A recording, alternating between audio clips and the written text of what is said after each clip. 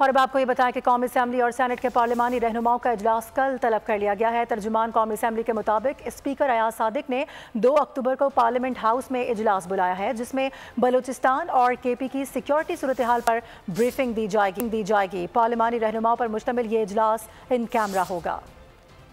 जब आइन में लिख दिया गया कि नाअहल रुकन डी सीट होगा तो डी सीट ही होगा। एक तरफ डी सीट की राय, दूसरी तरफ नाअहल की मुद्दत का फैसला पार्लियामेंट पर छोड़ना तसाद है। चीफ जस्टिस कासिफ सीसा के रिमार्क्स। सुप्रीम कोर्ट के 5 रुकनी बेंच की आर्टिकल 63 नजरसानी अपीलों पर समाअत। बानी PTI के वकील अली जफर ने बेंच की तश्कील पर एतराज उठा दिया।